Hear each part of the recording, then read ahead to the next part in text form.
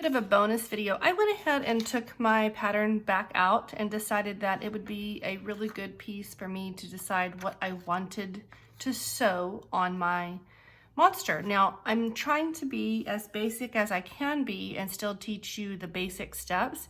You can take this to the nth degree. You can look up different stitches if you want to, if you have someone in your home that knows how to do a blanket stitch or a whip stitch. That's fine. I'm just going to give you the basics, and we're going to use the stitch that I taught you, the overcast stitch. I might throw in the running stitch, and if I can get my embroidery thread through my needle, the eye of the needle, by the way, the eye of the needle, it's not the hole of the needle, it's the eye of the needle. The eye of the needle of my needle is pretty small. So if I can get embroidery stitch through that, I will show you a really cool way of being able to do some stitching on the face if you would like to. Like I said, you can be as creative as you want to be, but the only thing I say to you is don't go overboard and finish what you start. Okay, so I took my pattern and I drew 2 circles here. The one in the middle, as you can see, if you look real close, it looks like a button with 4 holes, and then the one on the right looks like a button. And in the center here, I'm actually going to put a piece of fabric to be my little monster's face. I have 2 different sizes of buttons. See, when I went to the store, I picked up several different colors that I liked and decided I would just piece it together however I saw fit. And I'm being rather organic with my shapes. I'm not trying to be super, super perfect either.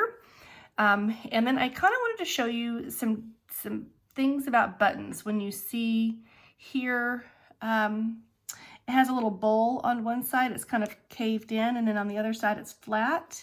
Most of us want to go to this flat side and leave this on the other end, and I'm going to tell you this needs to go up because your needle gets stuck inside there when you're trying to tie it off.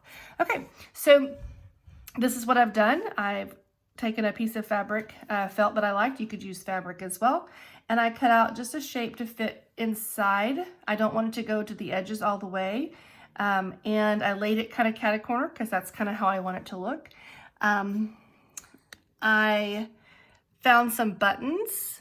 I have several buttons that I collect, but and if you need some, let me know. And I went through and kind of laid them out to see which ones I like. I like mix and match. And then I cut out another piece of felt that I had so that I gave one eye a little bit of a dimension, if you will. And I found this little button with some texture on it, and I thought that's kind of fun. And then I thought I'm going to try something different. Usually we cut out a little circle and we sew it to the back of our monkey. This is the inside that's going to match it. But we're not making a monkey this year, so I made a little tail.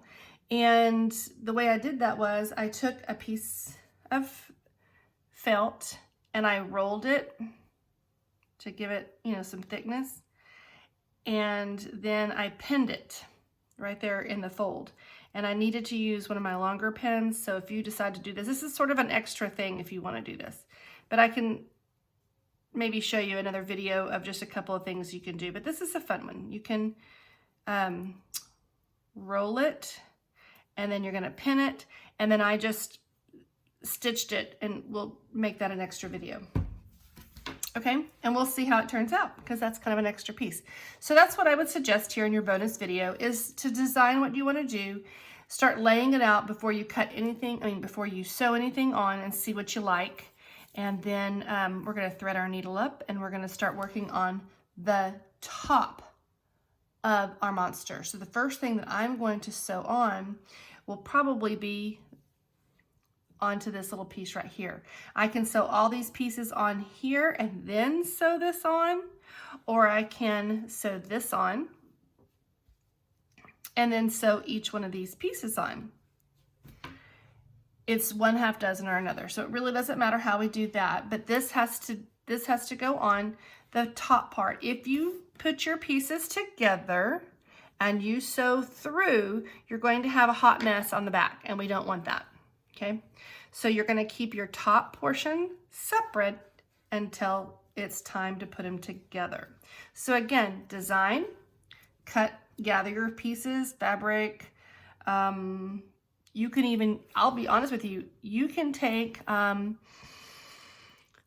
a food bag from dog food or cat food. The way that bag is made is kind of fibrous, and you can make shopping bags out of it, etc. You can use that if you wanted to kind of give it some funness that way.